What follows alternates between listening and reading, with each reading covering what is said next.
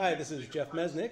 I am here with Envision's newsletter from Vestigo Ventures, and I'm here today with Ray Wang from Constellation Research. How you doing, Ray?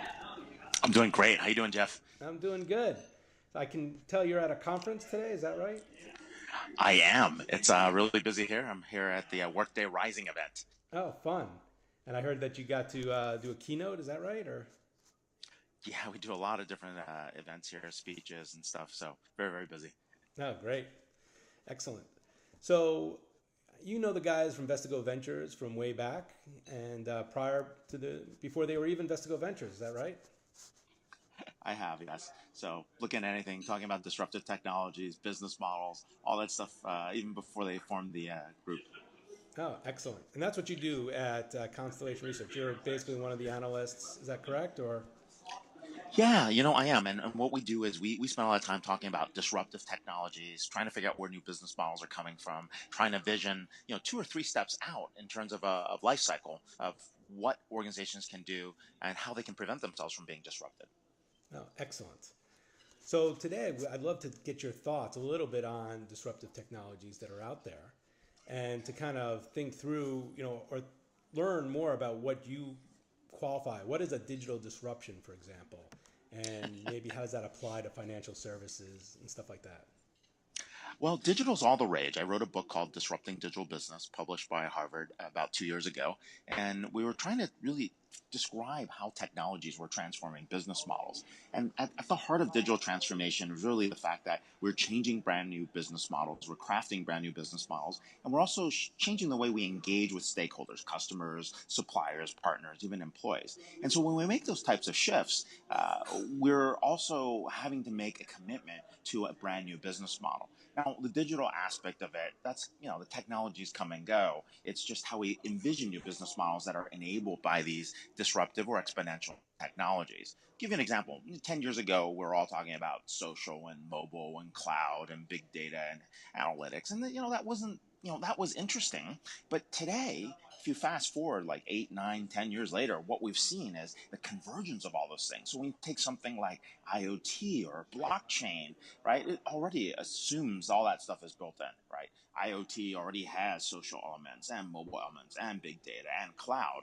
And Right. so those things have all converged. However, when we think about what we do with IoT, that's an area where we can create brand new business models. We take inanimate objects and products and we servitize them, right? We take services and we build outcomes and we deliver on brand promises, right? So, Right. so it changes the way you look at it, and it's very different, right? Selling a product, you're once and done. You might get a support center, you get a couple calls, right? But selling a service, you're there the whole time. People are counting on it. You're delivering on an expectation, Right. and that fundamentally is a business model change. Oh, that's excellent. So, and in financial services, what kind of disruption do you see specifically that could in that area? Is there something, a service, a new service that you see coming down the pipe? Is it?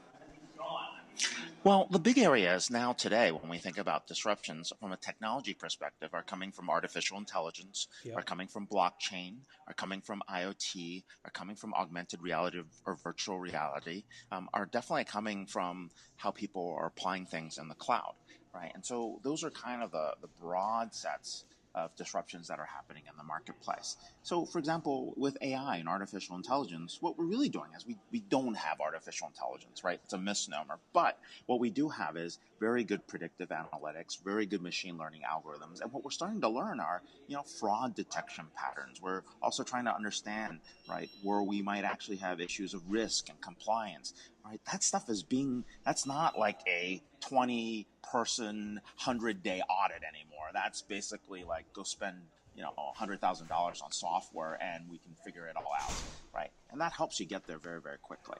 Yeah. So so that's one of the ways to get there. Now, another version, right? Think about blockchain. Blockchain takes away the friction of trust, right? And that from anything from the provenance of a supply chain to the ability to look at land titles, the ability to think about identity, the way we think about orchestration, all those things come together and we get something very, very interesting here where we can actually now enable marketplaces. So it's not just the Bitcoin that we're seeing in blockchain, it's centralized, synchronous, centralized distributed ledgers that allow you to keep one record, keep that level of efficiency, and then allow people to use identity and orchestration to hash in.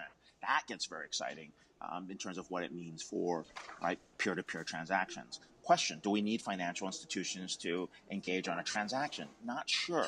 It's technically possible to go peer-to-peer.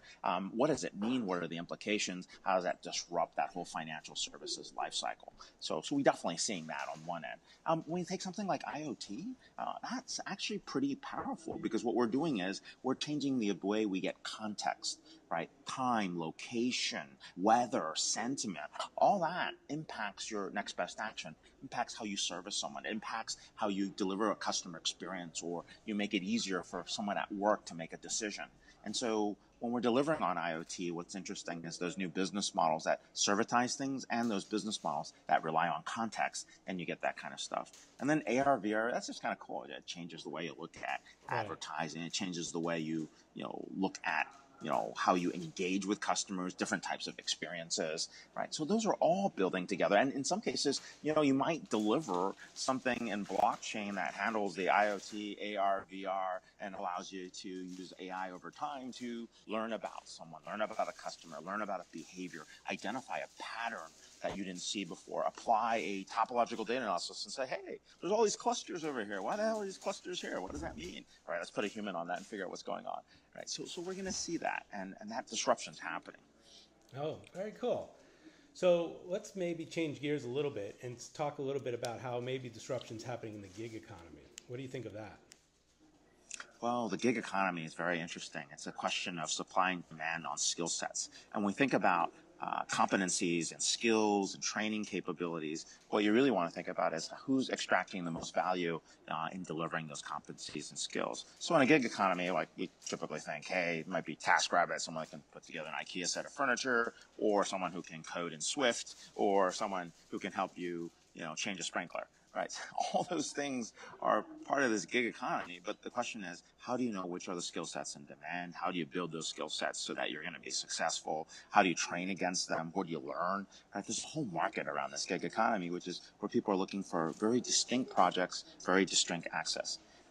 There's a concept that we talk about in this disruption. We call it the post-sale on-demand attention economy. Post-sale being everything after the sale. Right, gets very, very interesting. That's the services, the installation, the warranty, the management, right, paying for outcomes. And then there's the on-demand piece, which is I'm not buying employee. Basically, I'm not signing for a whole year's worth of salary. I'm actually trying to get access, not ownership. Right? I want a smaller and smaller slice of a product, a skill and experience. So if you say, hey, look, I can deliver a mobile application for you in Swift and do it in 10 days, and if you give me the specs, I'll make sure that it happens. That's what happens in the gig economy, as opposed to, hey, I'm going to employ these people and have them go figure out how to build apps for everybody inside the organization. Right. And then more importantly, the attention economy comes into place, which is really, hey, if you're not saving me time or capturing my attention, I'm bored. Don't talk to me. There's no loyalty. I'm out of here, right? There's no value exchange that's interesting to me. Well, that's great. Well, that's been really good information. I really appreciate that. So what I'm going to do is we'll bring this to the newsletter and let everybody take a look at it. And hopefully they'll, if they have questions, maybe I'll let them email you. What do you think of that? No problem. You can have them reach me. I'm on Twitter at RWANG0, or you can find me on Constellation Research at www.constellationr.com. Excellent. That sounds great. Well, thank you so much for your time, Ray. It's been awesome. Hey, thanks, Jeff. Catch you next time. Okay.